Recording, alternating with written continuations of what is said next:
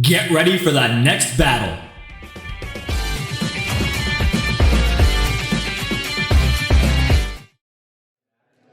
What's going on, YouTube? This is D-Riggedy-Wreck here with Argo, bringing you another Gundam Card Game feature match here on the channel. If you guys enjoyed today's match, as always, be sure to leave a like and subscribe for future content. Getting into today's match, though, and today's match is a little bit of a doozy. We've got green-white wing blockers, the meta call in this format, on the left, piloted by my buddy Sean, and on the right, piloted by myself, we've got version 2 of Purple White Barbatos Academy. If you guys saw my last deck profile for that, it's a bit different from that one. We made it a bit more, I guess, mid-range, you could say. It's a bit slower and less aggressive with the early game lineup there, and the command lineup's a bit different in this list here. Plays a bit more defensively, which I partially like because it lets me play back and forth between being a bit more control heavy with some of the commands and then being a bit more aggro with the purple lineup from Iron-Blooded Orphans there. In today's match, though, we've got the first move from Sean there. Classic turn 1, set the resource and pass. I don't think Wing, unless for some reason they're playing DOP, have a turn 1 going first, so it's a bit tough to get any real aggression going on in the early game. Gonna start off his turn 2 with an overflowing there. Classic turn 2. Be able to filter. He's got a pretty decent lineup in his hand. I see the Kira, some blockers. He's got the duo and the wing, plus the bird mode. Definitely has some opportunity for some early game ramp and then picking up into the mid game. He does pitch the wing, which I'm not sure if I would have done that, but in his list I know he's playing the bird mode, so he's gonna want that for ramp going into maybe turn 3, turn 4. I don't see too many lists playing the bird mode as much anymore. Some of the more defensive lists that play a lot more blockers in the early game, they substitute the bird modes for more blockers, and then in the higher end lineup it's just 4 wing, 4 death scythe, 3 to 4 wing 0. Some lists even just opting altogether, instead of playing the Kira package, just playing the Chang Wufei and throwing in Shenlong Gundams to be a bit more aggressive in the mid game. A lot of opportunity, I think, with it there, but a lot of back and forth between this meta list there. Although there was a series of new type challenges that got reported on recently, and I think the majority of those top lists were green-white wing with the Shenlong package. Definitely the meta call right now, especially with blockers running around as much as we got from set 2 with the Rick Diaz, as well as the Grace Commander from the Iron-Blooded Orphan starter deck there. And then, in addition to the other stuff that already existed, the Zowards, the Ilfrits, the Striker pack, and then the Kira package, having Breach is just, I think, more essential in this format. Sadly, we're not running with that in our list, though, today. Running more on the suppression side. Getting into turn 3 territories there. We have a Michaelis on the board from turn 2. Sean goes with the Wing Gundam Bird mode there with the Hero Link to make it a 5-4. Really solid stat for a 4 total cost. Making it a 5-4. It's basically on par with like a Unicorn mode Unicorn Gundam with the Link, but 1 cost lower and 2 turns earlier. We're going to follow up an Argama with a Striker pack to make the Sword Strike Gundam. And the Argama I like in this meta, just with all the Breach running around there between, we have the Wing Gundam we're going up against here, as well as some green lists running the Shenlong, or even in Red's running around with blockers, and then you throw in the Mobile Armor mode Aegis for the Breach. It's just very dangerous territory to be in. You want to make sure that you can protect yourself. Now, I'm not sure if you guys have seen my buddy Mickey's list there. He's running around with an Operation Meteor. Non-wing specific, but does play the wings. It leans more onto the Recedes Meganak and some cards that allow your other units to snipe enemy units, even while active. And then comboing that with the Breach to be able to board wipe as well as take out shield. The Argama just comes in really clutch in this meta right now with that in mind. But getting into turn 4, turn 5 territory there, Sean throws down additional blockers. I don't do too much beyond my last turn there. I block with the Sword Strike on the bird mode there to take it out. But nothing super duper crazy going into this early to mid game. A lot of back and forth, a lot of slow play. Not intentional slow play, but defensive play with the blockers and making sure that we're not burning through hand too quickly. So my one gripe with this game right now is there's not a great way to manage hand resources. And in some games it gets just right down to top deck. Turn 8, turn 9, you're out of cards. Both of you guys are just relying on top decking the win con or the piece that you need to push for game, and it's just not quite where I want to be with a game when I want to think about strategy or think about how do I counterplay. Getting into that territory, it feels like there's no real good counterplay. We do throw up an additional Zawart and Michaelis on top of the one that was there in past turns there, and we finally swing on EX base for the first time there. We're going to take that out. He puts it in his trash.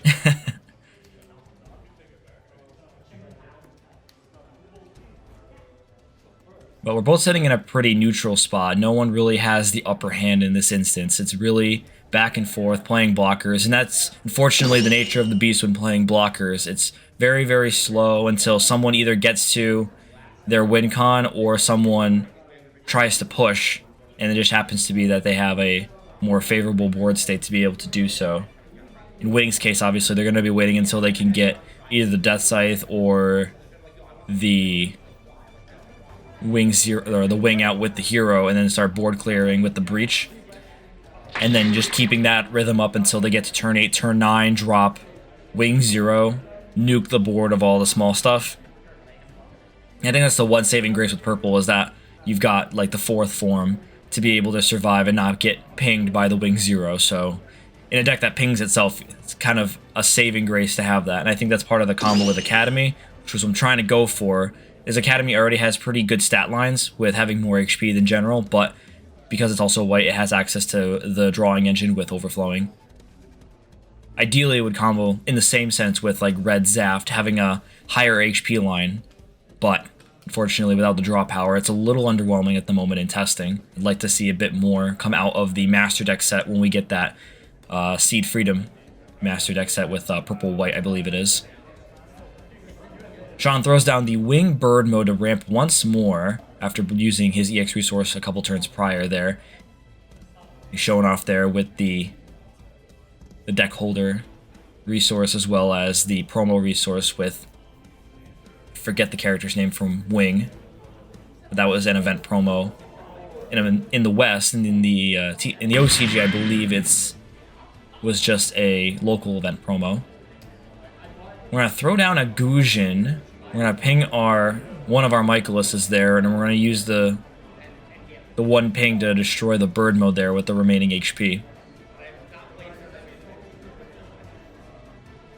But it leans into the blocker lineup really well, being a purple blocker. I don't think purple has any other blockers outside of the Gujin, so having access to that in an already heavy blocker package with white kind of makes for the numbers nice and easy. And you have a good command line with some more aggressive cards in the late game. So we throw down the Michaelis there into attacking the base for the first, and then the second swing he does not block, allowing the underground desert base to be destroyed. Very tame game so far. A lot of little back and forth here and there, nothing super explosive or crazy just yet.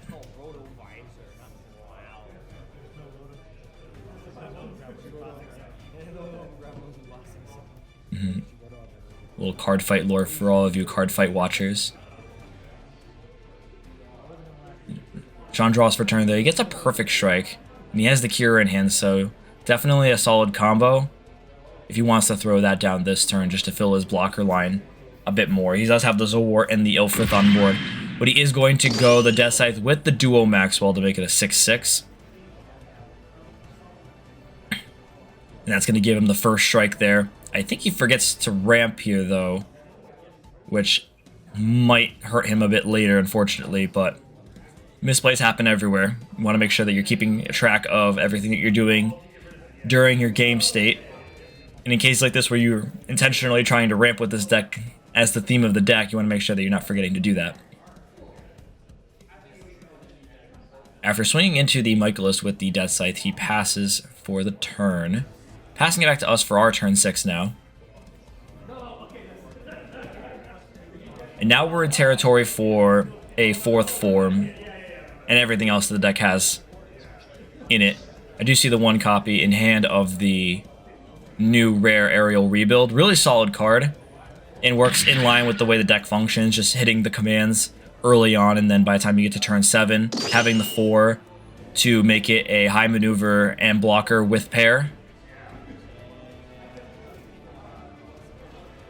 And it's the one unfortunate but necessary out to blockers in this meta. You want to have the high maneuver. That's, I think, partially why the strong suit in green-blue, which is another one of the top decks right now, is just really strong with having high maneuver with the Char. In addition to also just filling the board with a bunch of chump units, Rookie Rush essentially, throwing down Hyzax and GMs and Zakutus. So I'm going to attempt to swing into the Death Scythe with the Barbatos to take it out, and he does trade with the Zowart. And he could have traded with the Ilfrith here, but I think either way the stat line was better for him to trade the Zowart out and then give him an opportunity to maybe attack with the Ilfrith later if he needs to. And that's the one unfortunate downside with the Zowart, that makes it a replaced tech in the deck with the Rick Diaz being a turn later, but having a slightly better stat line and being also able to attack the player is pretty crucial, especially when you're down to just top decking cards. You just need something to be able to swing for game. The Zowart is not what you want to see in that instance, unfortunately. Sean throws down another Underground Desert base, and that's, I think, one of the stronger suits of red and green, having access to the 6 HP bases. And one of the saving graces against Breach right now is just having that extra HP to live, especially through a wing turn. You get swung on with the wing, the Breach 5 kicks in. You don't like to see that, unfortunately. Sean throws down the Perfect Strike with the Kira Link this turn as opposed to last turn. That's going to give him the 6-4, or the 6-5.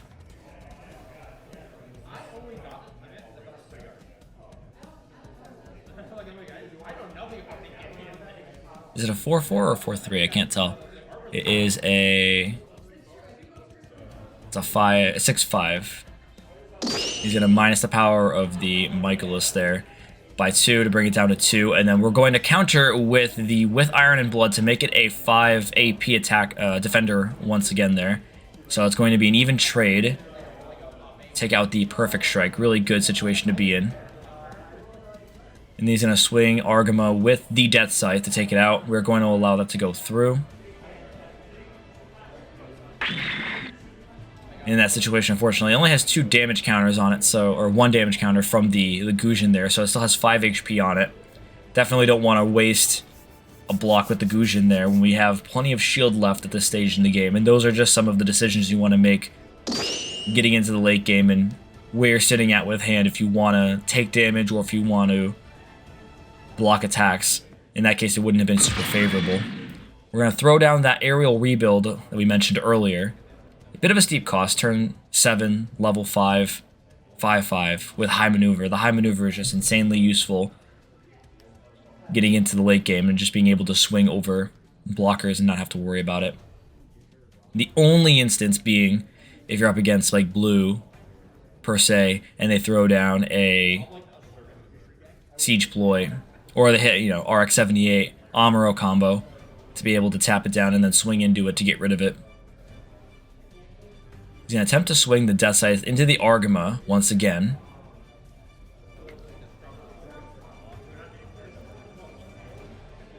And we are going to declare block at this time. And we did draw another with Iron and Blood. We're going to use that to bring up the AP on the rebake there. So it's an even trade.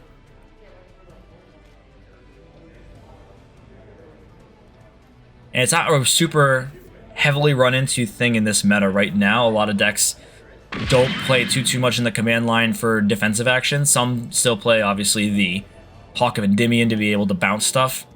Some lists are running the Siege Ploy, but not too many decks do lean into the defensive commands as much as I would say this list does.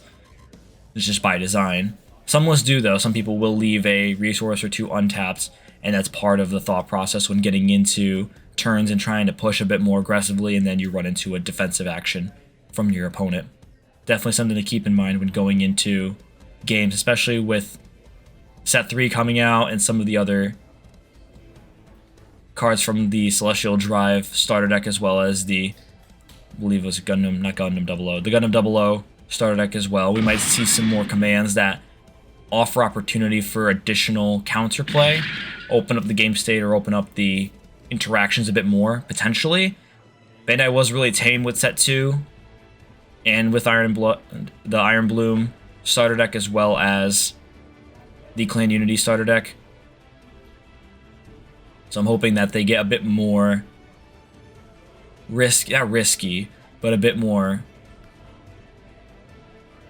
aggressive with some of the cards they print out there, just to get an opportunity to maybe shift the meta a little bit. The meta, unfortunately, still being the exact same as set 1, which is a little unfortunate for existing players that were looking for opportunity to maybe diversify it a little bit, and then you see the same 3 decks running around, and it's not too much of a good time. We're getting into the late turns now. We're on turn, I believe, 9. And we're both kind of pretty stacked right now. Sean's got his blocker lineup along with the Ale Strike that he swung with. And that might have been a misplay, unfortunate for Sean. But sometimes if you're in a pretty precarious situation, and playing slow like that might not be to your advantage if you're not seeing your pieces. And I think Sean only has 1 card in hand, so if he's not seeing like the wings or the wing zeros, or even, you know, another duo Death Scythe combo, swinging might feel like the only option. But in that case, I might not have swung with the Ale Strike, especially when it wasn't going to clear base automatically. As we're speaking about that, we'd throw the Suletta onto the one of the aerial rebuilds there to give it enough to break base, which is a kind of staged situation you want to be in when you sequence how you do actions in your state of play. That's going to give us the opportunity to potentially swing in and take out more and more shield. And we're swinging in with a 3-4 or a 4-3 second form there. And he is going to trade the Zawart for it there to eliminate it. And part of sequencing is making sure that you're able to do that. So you have the 2 high maneuvers on my side being able to swing in now. And those are the problematic cards that he really wants to get rid of in this state in the game. But because we're both playing a blocker line, it's a little tough to do that without potentially ruining your own board state. And in this instance, the only thing that he has strong enough to really do anything would have been the Ale Strike. Unfortunately, it's sitting at 4 AP. He needs the Kira to make that work. The Elfrit's just not going to be enough to help him in this situation. Especially when we also have an Elfrith and a Gujin on the board to play defensively as well. He's going to attempt to swing one more time with the Ale Strike. I'm not sure if he's swinging base here, if he's going to swing.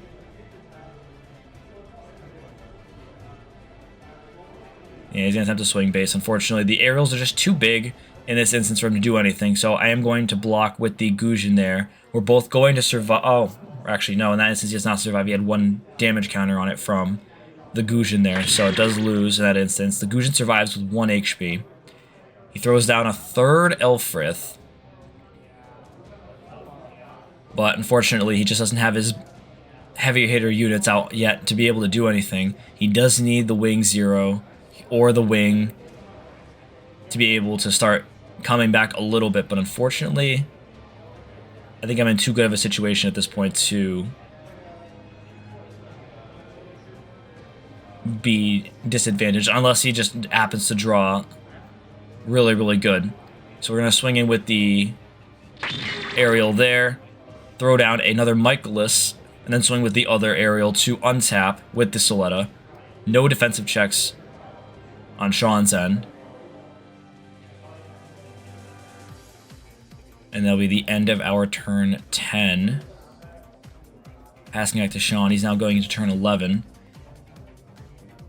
Really grueling back and forth, and just the unfortunate side effect of playing blocker decks. It gets really slow and really grindy. I'm down to no cards in hand at this point, and Sean has 3 cards at this point. He did get the hero to throw onto the Wing Zero there. I think the Wing Zero he's had for a couple turns at this point.